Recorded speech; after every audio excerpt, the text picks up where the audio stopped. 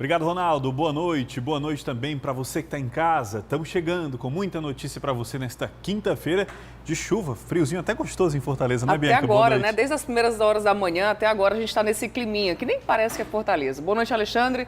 Boa noite a todos. O JC de hoje está no ar com um termo que pouca gente conhece, mas que todo mundo já vivenciou na hora de fazer as compras, que é reduflação.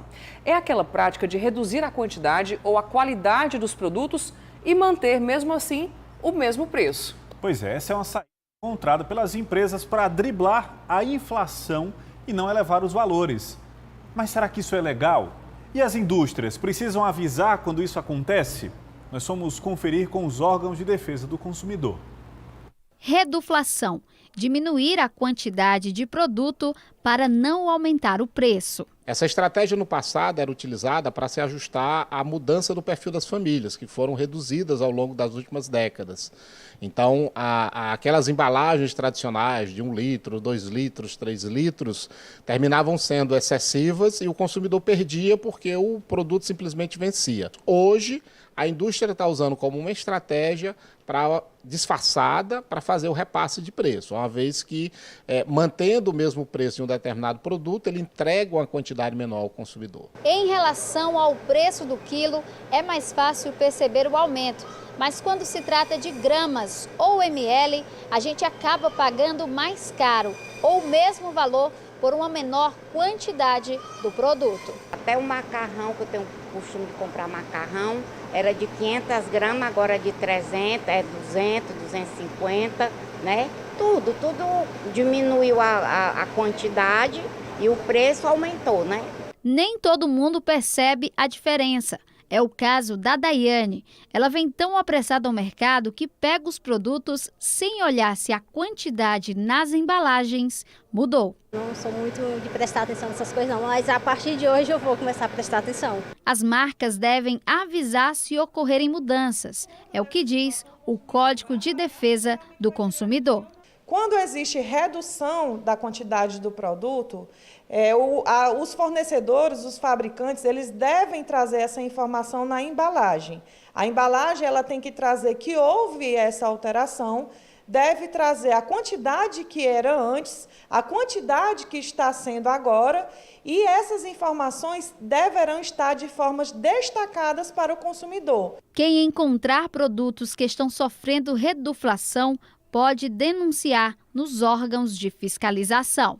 O consumidor ele deverá buscar os canais do Procon Fortaleza através da central 151 ou até mesmo no portal da Prefeitura de Fortaleza, no site fortaleza.ce.gov.br, na aba Defesa do Consumidor, onde ele pode, inclusive, fazer denúncias de forma anônima, como também abrir uma reclamação nesse sentido. É alerta para a gente começar o Jornal da Cidade desta quinta-feira. Veja agora outros destaques da edição. Mulher é engolida por cratera que se abriu no momento em que ela andava na calçada em Cascavel. Com casos de dengue e chikungunya em alta, agentes de endemias focam ações de combate ao Aedes aegypti nos canteiros de obras de Fortaleza. Mulher é atropelada no interior do estado por motorista de 12 anos. O pai do adolescente estava no banco do passageiro, com sintomas de embriaguez. Cine oferta mais de 1.200 vagas nesta autoestação. Pode ser a sua oportunidade. Prefeito de Altaneira, primeira-dama e 14 empresários são investigados por fraude e corrupção. Fique com a gente, o Jornal da Cidade está no ar.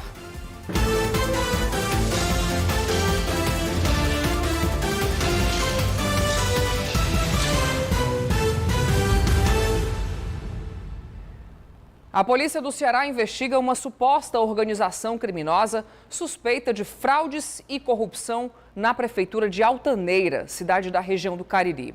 14 empresas são investigadas e cerca de 7 milhões de reais foram bloqueados das contas dos envolvidos. Mais de 100 policiais civis de delegacias de várias cidades do Cariri cumpriram 30 mandados de busca e apreensão nas cidades de Juazeiro do Norte, Crato, Barbalha, Altaneira, Assaré, Araripe e Caucaia, na região metropolitana de Fortaleza. Por determinação da Justiça, os investigados tiveram bens sequestrados. Somente em contas bancárias, 7 milhões e 165 mil reais foram bloqueados. Entre os investigados estão o prefeito de Altaneira, Dariomar Rodrigues, a primeira-dama, que é secretária de Ação Social, e um filho do casal. 14 empresários que tinham negócios com a prefeitura também foram alvos da operação de hoje.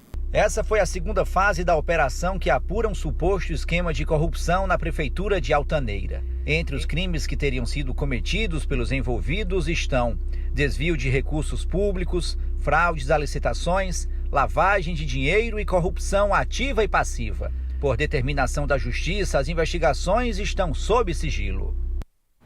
E a OAB do Ceará quer que os policiais aqui do estado usem câmeras no fardamento, ao exemplo do que já ocorre em outros estados como Rio de Janeiro, Rio Grande do Sul e Santa Catarina. Carlos Henrique Costa, boa noite para você. Cabe agora ao governo do estado acatar ou não essa recomendação da OAB, não é isso? Exato, Ale, um abraço para você, para a Bianca e para todos que nos acompanham. É uma recomendação, né? Então, como você falou, o governo vai analisar esse ofício enviado pela OAB e decidir se acata ou não essa recomendação. O presidente da seccional do Ceará, o Erinaldo Dantas, explicou que esse pedido ele é forte aí para as organizações de defesa aí dos direitos humanos, né? É uma forma de ajudar nas investigações, ajudar no trabalho das investigações de possíveis casos, né, de abuso de poder e também que violem os direitos humanos. A recomendação foi enviada também à Secretaria de Segurança Pública do Estado, além do governo do Ceará, através da governadora Isolda Sela, e vai agora para análise, para a gente ver se vai ou não ser aprovado também aqui no estado do Ceará. Volto com vocês. Vamos ficar então acompanhando, né, Carlos? Obrigada pelas informações. O assunto agora é com você que está em busca de emprego. A autoestação já está quase aí e sempre se consolida como um dos períodos do ano em que há mais vagas abertas aqui no Ceará. Só para este mês de julho, o Cine vai ofertar mais de 1.200 oportunidades. Durante a reportagem, você pode acessar o QR Code que vai ficar aqui, ó, no canto da tela, para saber como concorrer a uma dessas vagas. Esta barraca na Praia do Futuro está animada com a chegada da autoestação. Depois de 2 anos difíceis, a expectativa é receber muitos clientes nessas férias. Com as férias escolares que estão chegando, época de Fortal, a gente realmente espera que o cliente venha, que o público seja mais assíduo e esteja aqui com a gente nos finais de semana e na semana também. E para atender toda essa demanda é preciso contratar. Neste primeiro momento serão necessários 30 novos funcionários. A gente também dá essa oportunidade para primeiro emprego, para a galerinha que terminou o ensino médio agora. A gente está contratando com treinamento, com suporte que toda a equipe dá para que esse colaborador possa desenvolver da melhor maneira possível. Essa movimentação para a geração de empregos não acontece só nas barracas de praia, mas em todo o setor de serviços. Segundo o CineDT, já foram ofertadas mais de 1.200 vagas temporárias para essa autoestação. A nossa expectativa é retomar o patamar de pré-pandemia, onde nós chegamos a colocar no mercado de trabalho, entre os meses de junho e julho, mais de 1.200 trabalhadores no mercado de trabalho formal para vagas temporárias. São vagas para garçons, comins, cozinhas, cozinheiros auxiliares de cozinhas, também para eventos como segurança. Segundo o IDT, o Instituto de Desenvolvimento do Trabalho, cerca de 20% desses funcionários temporários acabam permanecendo nos empregos mesmo depois da autoestação. E também vale lembrar que essas vagas temporárias são uma excelente oportunidade para quem não tem tanta experiência e está em busca do primeiro emprego. Aquece a economia cearense, que tem um grande potencial turístico, né? Tem do seu turismo, dos seus grandes potenciais, e é isso que a gente espera, que a economia continue aquecendo, gerando oportunidade e aumentando a renda dos cearenses. E para quem tiver interesse em permanecer no posto de trabalho, o importante é se dedicar no atendimento. A gente quer um atendimento diferenciado, então ágil, descolado, que tenha uma boa oratória, que esteja aberto a atender esse cliente como se ele fosse o cliente da vez. Tem oportunidade também para a área do magistério. A Prefeitura de Fortaleza divulgou o edital do concurso público para a contratação de 2.000 professores efetivos. Serão 1.056 vagas para pedagogos e outras 944 para áreas específicas, como ciências, língua portuguesa, educação física, geografia, história, literatura, matemática e também ensino religioso. As inscrições começam às 2h do dia 10 deste mês e seguem aí até 3 de julho. A primeira prova escrita será no dia 7 de agosto e o salário inicial passa dos R$ 4.300. Daqui a pouco, mulher é atropelada no interior do estado por motorista de 12 anos. O pai do adolescente estava no banco do passageiro com sintomas de embriaguez. E na volta do intervalo, essa imagem impressionante. Uma mulher foi engolida por uma cratera no momento em que andava na calçada. Esse vídeo vem de Cascavel e você confere mais detalhes já já.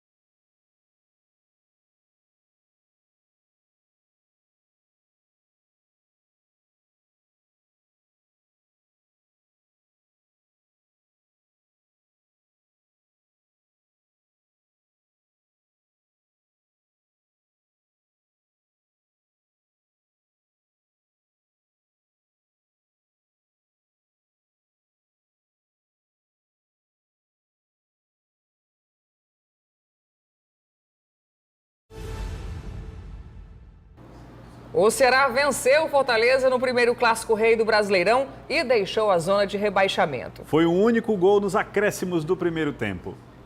De repente, a Arena Castelão vira Arena Leão 1918, a casa do Fortaleza no primeiro Clássico Rei do Brasileirão.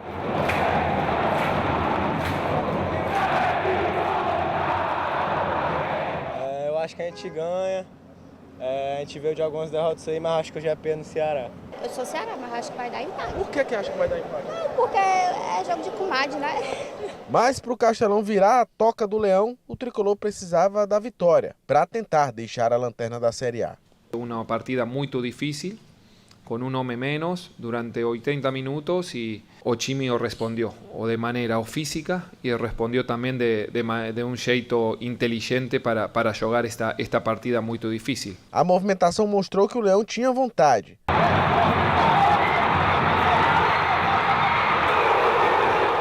Mas o Ceará, que também precisava do resultado positivo, também mostrou intensidade. Tanta intensidade que o primeiro tempo fechou e o Felipe do Fortaleza foi expulso ainda no primeiro tempo. Mas a intensidade do Ceará se transformou em efetividade quando o Kleber tirou o 0 do placar.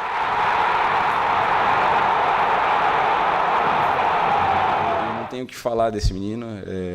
Profissionalmente é um dos melhores que eu já vi. Tudo que é pedido ele realiza e eu fico muito feliz, né, por ele poder ter decidido mais um clássico, né? Ele poder ter decidido mais um clássico para nós e tenho certeza que vai nos ajudar muito durante a temporada, assim como o Peixoto, como o Zé, como o Jael, como o Vina. O Lucas Silvestre é filho do Dorival Júnior e auxiliar técnico do Ceará.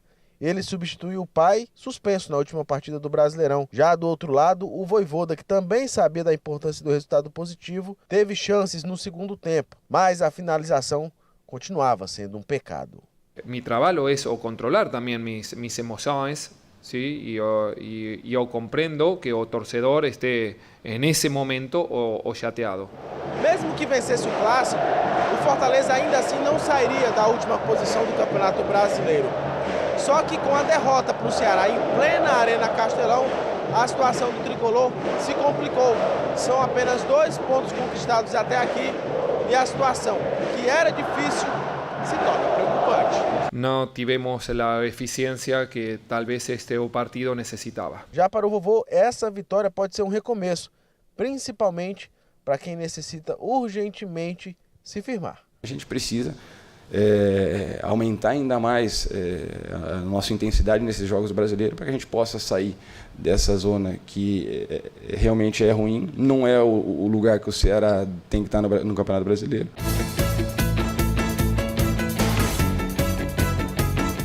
No clássico do comedido contra o ousado, deu comedido, né? 1-0. E como é que foi o jogo? Bom, o jogo foi assim. O Ceará foi melhor no primeiro tempo. Foi o dono do primeiro tempo. E o Fortaleza foi, inquestionavelmente, também o dono do segundo tempo. Só que o Ceará, no primeiro tempo, onde ele jogou realmente muito melhor, ele conseguiu fazer o gol, 1-0. E o Fortaleza não fez a mesma coisa no segundo tempo, que foi o tempo dele. Então, com 1-0, Ceará foi para 9 pontos e o Fortaleza continua sem vencer no Campeonato Brasileiro. E agora, como é que vai ser? Fortaleza vai jogar fora contra nada mais, nada menos do que o Clube de Regatas do Flamengo do Rio de Janeiro, desesperado, a torcida chateadérrima, pré-crise ou já na crise. O time do Flamengo vai querer, de qualquer maneira, ganhar o jogo do Fortaleza. Mas não quer dizer que ganhou, não. Dentro da igualdade do futebol brasileiro, para mim, embora estejam querendo dizer nesse minuto que estão querendo ser agradável à torcida do Fortaleza, mas não é. É a igualdade no futebol brasileiro. Então, para mim, não será surpresa qualquer resultado positivo para o nosso representante. Meus amigos, no final gostaria de dizer que nesta hora o mais importante é a tranquilidade, é o sossego, é a amizade, é o amor pelo time. Nada de briga, porque briga não leva a nada. Querer derrubar fulano não é por aí. A paz tem que reinar. Esse mesmo conselho eu dei ao Fortaleza no começo, dei ao Ceará no começo, quando ele estava perdendo tudo, Campeonato Cearense, Copa do Nordeste, estava começando uma crise, eu dei esse conselho.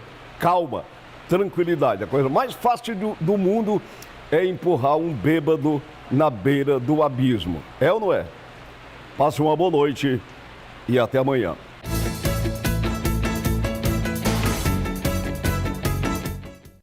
A atuação do árbitro do Clássico Rei foi criticada nas redes sociais pelo presidente do Fortaleza, Marcelo Paes, e deve ser levada à CBF. Carlos Henrique, volta aqui para o nosso link. Já existe um dossiê pronto, é isso? Conta pra gente. Está em preparação, Bianca. O presidente Marcelo Paes informou nas redes sociais, como você falou, logo após a partida, que vai abrir uma representação contra o Braulio da Silva Machado, que é árbitro FIFA e que apitou o Clássico Rei. Estou alguns sociais do Fortaleza.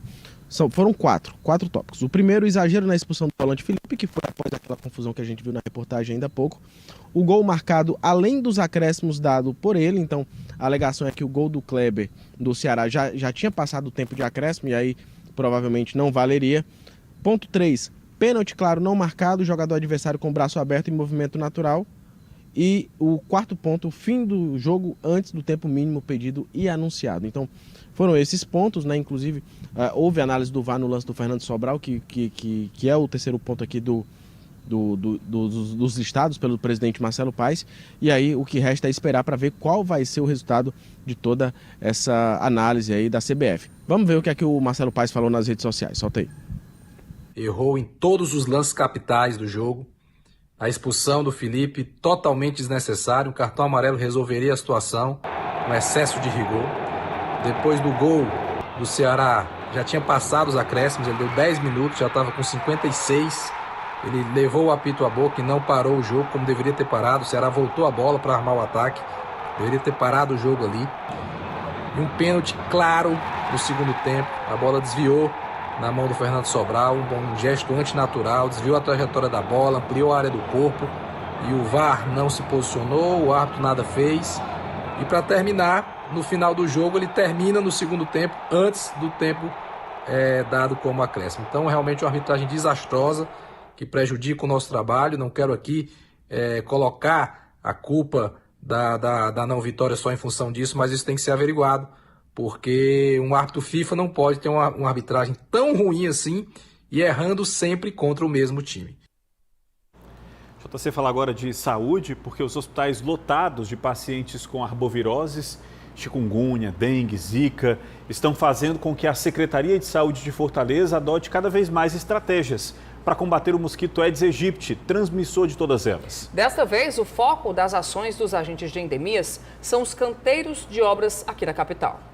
Antes de começar o dia de trabalho neste canteiro de obras na Aldeota, os profissionais têm um compromisso com a saúde. Eles verificam se tem algum local que possa servir para a proliferação do mosquito Aedes aegypti e, com frequência, recebem a visita dos profissionais da Vigilância em Saúde de Fortaleza. Nesses locais de muita aglomeração, a gente dialoga e monta essa estratégia que a gente chama de brigada. Os nossos agentes de endemias e mobilizadores sociais, eles vêm até o local. Eles fazem o treinamento da importância, conhecendo o Aedes, como funciona o ciclo dele e quais são os principais reservatórios que podem servir de criadouros. O melhor de tudo isso é que essa vigilância toda não traz segurança só para os trabalhadores da obra, mas também para os vizinhos, que muitas vezes ficam assustados em ter um canteiro de obras perto de casa. São poucos minutos onde a gente vem até as obras, abre as obras, faz o treinamento juntamente com a equipe da prefeitura para os nossos colaboradores, evitando assim que os nossos canteiros de obras sejam focos de proliferação. E além disso, a gente faz com que os nossos colaboradores sejam multiplicadores, porque eles vão para suas casas, vão para suas comunidades e vão fazer exatamente a mesma coisa. Mas sempre que a população perceber alguma irregularidade, é importante denunciar. A gente sempre lembra a população que continue denunciando, né? Que pode, no caso de dúvida, chamar a prefeitura, mas também um alerta de que nessa chamada, olhe também o interior da sua casa. De cada 5 focos que nós encontramos, 4 está dentro dos domicílios. E a quadra chuvosa de 2022 foi a terceira maior dos últimos 10 anos. E detalhe, ainda não acabou. De acordo com a FUNSEMI, as precipitações vão continuar nos próximos dias. Entre fevereiro e maio, choveu 621,3 milímetros, um aumento de 3,4% se comparado à média histórica, que é de 600,7 milímetros. Os maiores volumes dos últimos 10 anos foram em 2020, com 727 milímetros, e 2019, com 671. Em Fortaleza, choveu bem mais que em outras regiões. O volume acumulado é o maior desde 1973. A expectativa dos meteorologistas para os próximos dias é de mais chuvas para todas as regiões do estado. E durante a chuva desta manhã, uma mulher foi engolida por uma cratera que se abriu enquanto ela caminhava na calçada em Cascavel, na região metropolitana de Fortaleza. O buraco já estava lá e até sinalizado por cones, mas no momento em que a mulher passa, vocês viram ir ao lado. O chão cede e ela cai em uma enorme cratera cheia de água. Outras pessoas, como vocês estão vendo, correm para ajudá-la. A Maria Rosilene Almeida de Souza, de 48 anos, trabalha na prefeitura de Cascavel como gari e estava indo almoçar em casa. Essas imagens são realmente impressionantes. Em nota, o município lamentou o acidente e disse que a funcionária pública passa bem. Uma equipe da Secretaria de Obras foi enviada ao local na tarde de hoje para resolver esse problema. E hoje, quinta-feira, é dia de vídeo novo do JC Business no canal do GC+, no YouTube. E a pauta é profissional de impacto. Você sabe como identificar ou ser uma peça fundamental dentro da sua empresa? As dicas estão no programa de hoje, que vai subir às 8h15. Antes, a gente traz um trechinho aqui no JC. Existem 3 tipos de profissionais dentro das organizações. Existem os profissionais de alto impacto, existem aqueles profissionais comuns e aqueles profissionais que não estão entregando, eles estão, vamos dizer assim, num nível de desempenho menor do que eles poderiam estar. Então, esses 3 tipos de profissionais deixam muito claro que esses profissionais de alto impacto, eles geram resultados muito positivos, não só para a empresa, mas para a carreira deles também. Então, a discussão é como eles pensam, o que eles sentem, quais são suas atitudes, o que os diferencia realmente dos profissionais comuns. Esse é o grande ponto. Então é fácil de identificar esses profissionais dentro de uma empresa? É fácil. Eles são bem diferentes dos demais? É fácil, a gente sabe, todo gestor sabe. Todo gestor sabe aquele profissional que ele pode contar e que vai lá e resolve. É aquele profissional que tem um desempenho acima da média, é aquele profissional que é extremamente proativo, que ele não leva problemas para o chefe, mas já leva a solução realizada.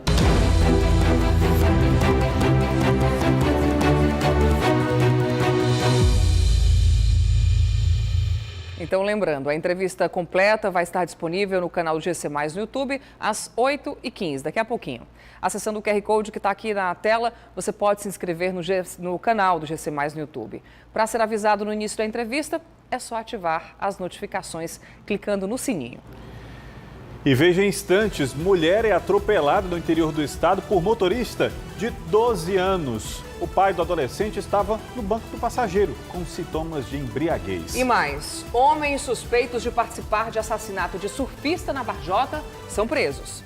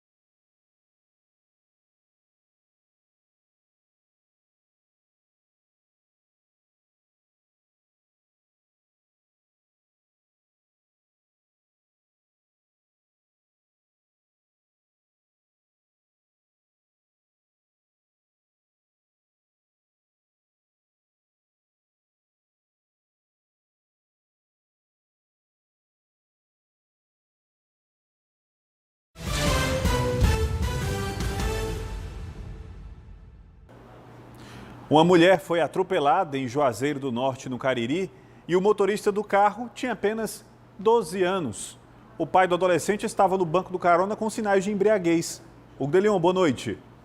Olá, boa noite, Bianca, Alexandre, boa noite para todo mundo. Esse caso aconteceu no bairro Frei Damião, em Juazeiro do Norte. Uma mulher de 46 anos de idade, que não teve o nome divulgado, foi atropelada por um carro que era conduzido por um menor de apenas 12 anos de idade. Esse menor levava o pai dele para casa, o pai que estava embriagado. A polícia foi acionada para o local e conduziu pai e filho para a delegacia de Juazeiro do Norte, onde foi feito um procedimento, enquanto a mulher foi socorrida. A informação inicial é que o estado de saúde dela é estável. Hugo de Leon para o Jornal da Cidade. Voltamos ao estúdio. Obrigada, Hugo, pelas informações. E 2 homens suspeitos de participar do assassinato do surfista Josélio Miranda Júnior no bairro Varjota, aqui em Fortaleza, foram presos. Esse crime aconteceu no último domingo e foi registrado por câmeras de segurança. Antônio Carlos Xavier de Souza, de 25 anos, com antecedentes criminais por tráfico de drogas, e Dário César Marques da Silva, de 30 anos, sem antecedentes, foram capturados no distrito de Patacas, no município de Aquiraz, região metropolitana de Fortaleza. Os 2 são suspeitos de ter praticado um homicídio contra o surfista Antônio Josélio Miranda da Costa Júnior, de 37 anos, na madrugada do último domingo. De acordo com as investigações realizadas pelo Departamento de Homicídios e Proteção à Pessoa, vítima e suspeitos estavam em uma festa. Em um determinado momento, eles teriam iniciado uma discussão. Este vídeo mostra a briga do lado de fora do estacionamento dentro de um carro, além do momento dos disparos. O homem não resistiu aos ferimentos e morreu no local. Houve uma discussão entre a vítima e um dos flagranteados em um bar. Nessa discussão, a vítima teria fomentado uma briga e até perseguido esse sujeito, que aparentemente foi para um carro se refugiar, mas na verdade nesse carro ele teria uma arma e também teria um colega. Os 2 foram autuados em flagrante por crime de homicídio e por integrar organização criminosa, já que no decorrer das investigações ficou comprovada a participação dos 2 em uma facção criminosa. A Secretaria da Saúde monitora 5 casos suspeitos de hepatite aguda infantil aqui no Ceará. O Carlos Henrique Costa vai voltar para o nosso ao vivo e falar com a gente mais detalhes, né, sobre esse caso. Um chegou a ser descartado, Carlos? Exato, Bianca. Eram 6 notificados e aí com esse descarte agora ficam 5 casos notificados dessa hepatite. Para o nosso telespectador entender o que é uma hepatite aguda de origem desconhecida, é quando o paciente apresenta os sintomas da hepatite, né, da hepatite aguda, e todos os vírus conhecidos que causam a doença são descartados através de exames. Além disso, são feitos testes para outras doenças, como arboviroses, dengue, zika, chikungunya e também a Covid-19.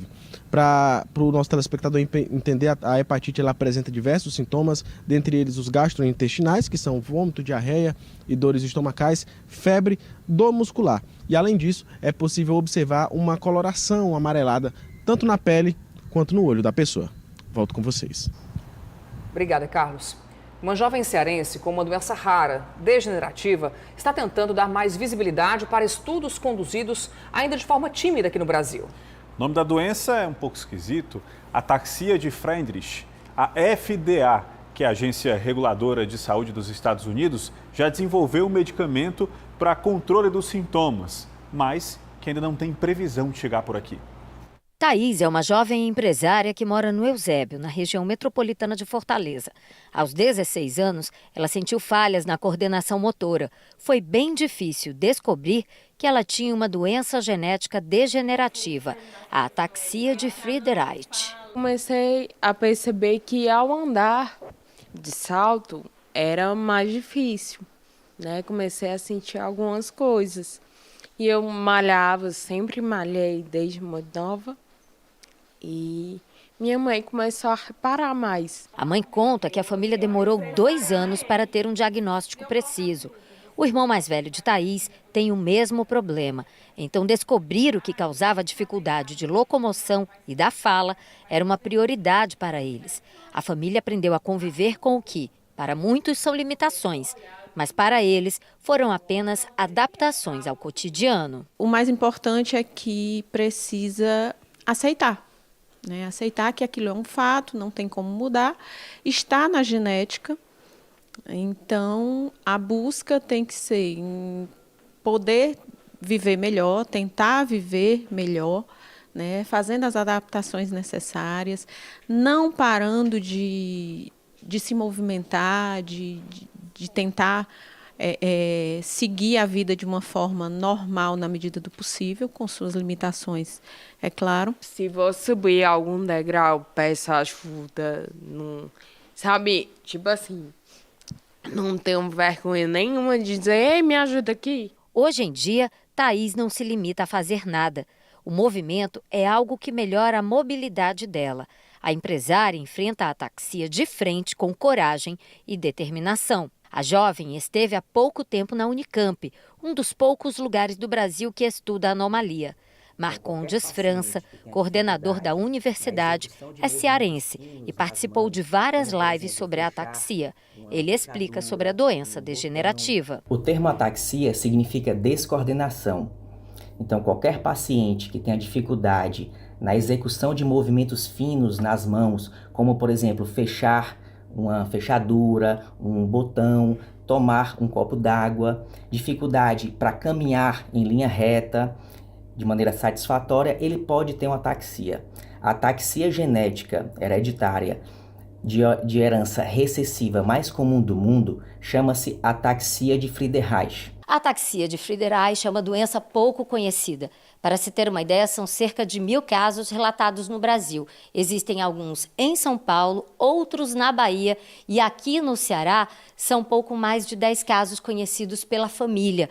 É uma doença rara que não tem estudo e nem tratamento. A FDA, nos Estados Unidos, está desenvolvendo um medicamento que, se for aprovado pela Anvisa, pode ajudar a melhorar a qualidade de vida de pessoas como a Thaís. É por isso que ela espera dar mais visibilidade para a doença, para que tratamentos e remédios sejam disponibilizados no Brasil para todos os portadores da ataxia. Espero visibilidade para a doença, porque hoje é muito pouco conhecida. Hoje a medicina está muito avançada, a biomedicina está avançada e estamos vendo aí o quanto tem descoberto várias doenças e a cura dessas doenças, né? O próprio tratamento de algumas. Então essa é a expectativa. O JC termina aqui. Você fica agora com as notícias do Brasil e do mundo no Jornal da Record. Uma boa noite. Boa noite para você. A gente volta a se encontrar amanhã com muito mais notícias aqui no Jornal da Cidade. Até lá.